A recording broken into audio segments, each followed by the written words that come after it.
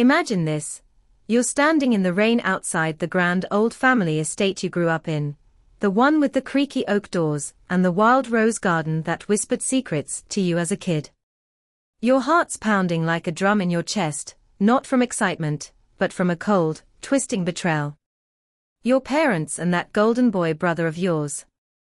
They're inside right now, toasting champagne with strangers, auctioning it off like it's yesterday's trash. And you're not even on the guest list. But here's the kicker.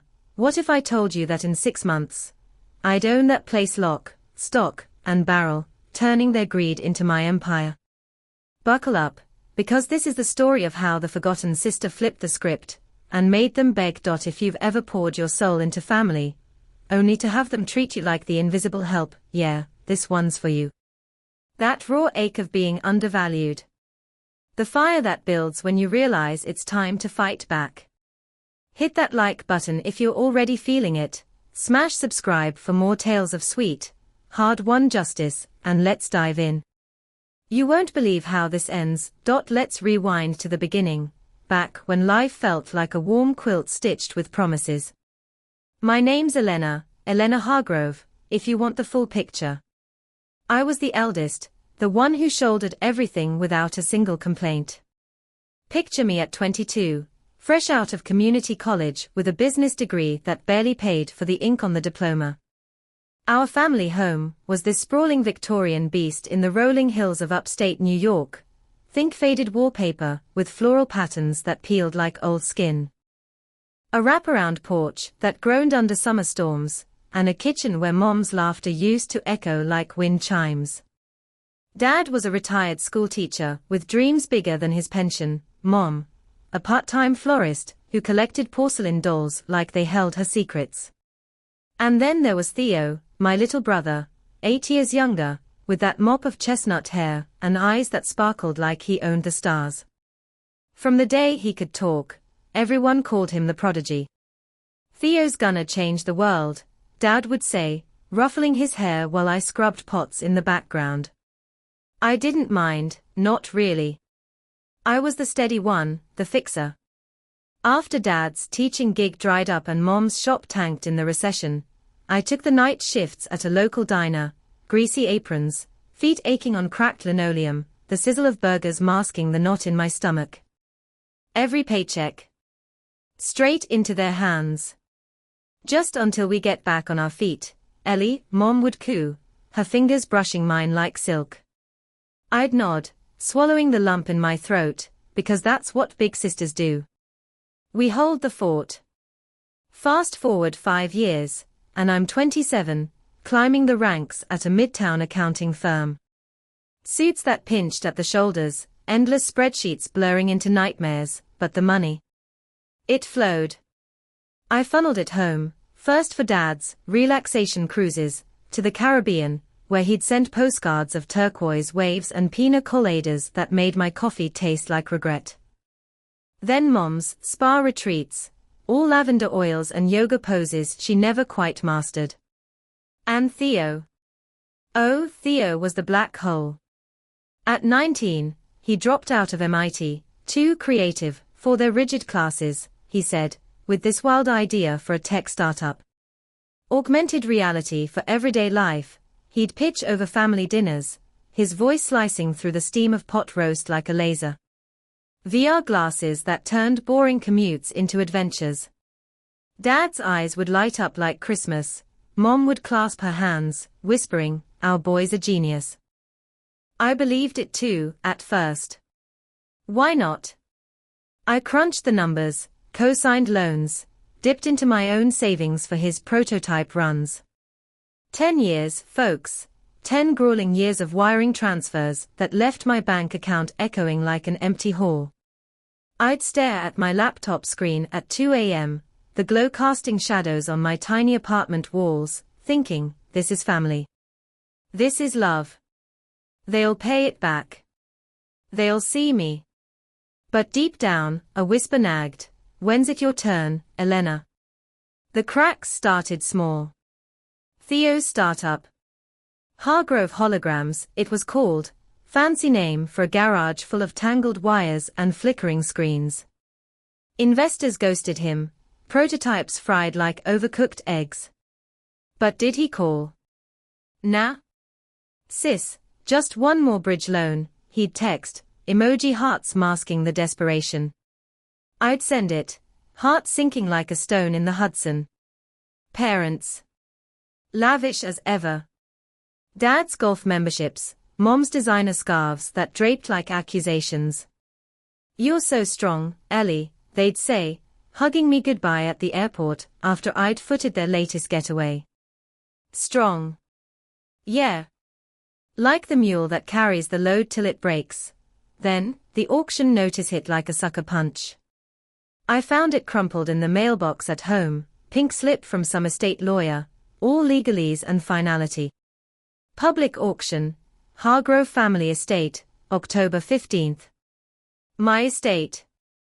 The one Grandpa built with calloused hands, where I'd skinned my knees chasing fireflies, where Grandma's recipe book still hid in the attic like a buried treasure. I drove up that weekend, tires humming fury on the interstate, palms slick against the wheel. The house looked the same, porch swaying lazy in the breeze, but inside. Chaos. Movers boxing up silverware that clinked like mocking laughter, realtors in slick suits measuring square footage with cold tape. Mom? Dad? My voice cracked, echoing off the empty foyer. They were in the parlor, Theo lounging on the velvet settee like a king, a tablet in his lap scrolling property listings. Mom turned first, her smile faltering just a flicker, guilt. Or annoyance. Oh, Ellie. We didn't expect you. Expect me. This is my home. Heat flushed my cheeks, a raw building in my ears. Dad cleared his throat, avoiding my eyes, fiddling with his pipe like it held answers. Times are tough, kiddo. Theo's company, it's on the brink. We need the cash. Theo smirked, not even looking up. Yeah, real estate's hot right now. You'll land on your feet, always do. Land on my feet. Like some stray cat they could kick to the curb. My nails dug into my palms, crescent moons of pain grounding the rage. What about me? I've paid for everything, for your cruises, your spa days, his damn holograms that don't even work. Silence. Thick, suffocating. Then Mom, voice syrupy soft, we thought you'd understand. Family first, right? Theo's the future. The future. Not me. Never me. I stormed out, rain lashing my face like tears I wouldn't shed, the door slamming a thunderclap behind me. In the car, sobs racked my body, ugly, heaving ones that left my throat raw. How did I become the ghost in my own story? That night, alone in my apartment, the city lights bleeding through blinds like accusatory fingers, I hit rock bottom. Curled on the couch, a half-empty wine glass trembling in my hand, the betrayal uncoiled in my gut, a serpent of underestimation, of years wasted on their pedestals. They think I'm nothing. A wallet with legs. But as the clock ticked past midnight, something shifted. A spark. I grabbed my laptop, fingers flying over keys, pulling bank statements, loan docs, wire transfers. Patterns emerged, forged signatures on my accounts, debts funneled through shell companies tied to Theo's startup. My money, laundered into their lies. No more. Dawn broke with purpose. I hired Marcus Hale, a private investigator with a gravel voice and eyes like a hawk's, ex-cop, no nonsense. Dig deep, Marcus, I said over coffee that steamed like my resolve. I want every dirty receipt. Weeks blurred into a frenzy. Marcus's updates came in encrypted emails, photos of Dad schmoozing investors at country clubs, Mom signing my name on liens I'd never seen, Theo pocketing prototype funds for sports cars that purred mockery. My stomach churned, nights pacing linoleum floors, the fridge humming a lonely dirge, sweat beading cold on my forehead. They are stealing my life. But I'll steal it back. The plan crystallized over a rainy afternoon in Marcus's dingy office, fluorescent buzz overhead like angry bees. Fraud's airtight, he growled, sliding a dossier thick as a Bible. Embezzlement, forgery, enough to tank them. But I didn't want jail. I wanted the estate. Their symbol of entitlement, reclaimed. Buy it at auction, I whispered, the words tasting like steel. Marcus nodded. Ballsy. I'll front the evidence to the auction house, force a delay, expose the liens. You'll swoop in low. Preparation was surgical. I liquidated assets, my 401k, stocks eyed babied like fragile eggs, pouring every cent into a war chest. Sleepless nights poring over blueprints of the house, envisioning not just revenge, but rebirth, a boutique hotel. Velvet ropes at the entrance, candlelit suites where guests whispered of ghosts and glory. Their loss, my legacy. Tension coiled tighter as auction day loomed, heart hammering during mock bids, palms slick with phantom sweat. What if they outbid me? What if they laugh again? But the fire in my chest. Unquenchable. No. This ends my way. Auction day dawned crisp, leaves crunching underfoot like brittle bones. The estate lawn teemed, bidders in Burberry coats, gawkers snapping pics, the air thick with cigar smoke and avarice. I slipped in last, anonymous in a trench coat, pulse thundering in my temples. There they were, Mom preening in pearls that caught the sun like lies, Dad bluffing bids with a forced grin, Theo scrolling his phone, oblivious. The gavel cracked, echoing like a gunshot. Lot 1, Hargrove Estate, starting bid 50,000. Whispers rippled. Then Marcus stepped forward, dossier in hand, voice booming, objection. Fraudulent liens, exhibits are through Z. Gasps. The auctioneer froze, spectacles slipping. My family's faces. Priceless. Mom's hand flew to her throat, pearls clattering. Dad's pipe dropped, clunking on wood. Theo bolted upright, color draining like ink in water. What the, Elena? You? I stepped into the light, chin high, voice steady as granite. Surprise. Turns out, forging my signature. Bad idea. Murmurs swelled. Marcus laid it out, slides projecting on a makeshift screen, my wires, their thefts, signatures mismatched like puzzle pieces from hell. Embezzlement to the tune of 200 grand. All from her. Chaos erupted. Bidders fled like rats, lawyers swarmed. Theo lunged at Marcus, this is bullshit. But security pinned him, his hologram dreams shattering in his eyes. Mom wailed, Ellie, please, we're family. Dad just stared, mouth agape, the man who'd taught me honor reduced to a husk. The gavel fell again, not for them, but for me. Sold to Ms. Hargrove for 110,000. The crowd hushed. I owned it. The rose garden, the creaky doors, the attic secrets, all mine. But the real payoff. 6 months later, at the grand reopening. The forgotten Rose Hotel, my hotel, shimmered under string lights, the porch swing restored to lazy glory, suites blooming with fresh linens and wild rose motifs. Guests milled, champagne flutes tinkling like victory bells, laughter spilling from the parlor where Theo's future once held court. They showed up uninvited, of course. A desperate trio at the gates, rain-slicked and ragged. Theo first, gaunt in a rumpled suit, eyes hollow as spent circuits. Ellie, sis, look, the startup's gone. Investors bailed after the scandal.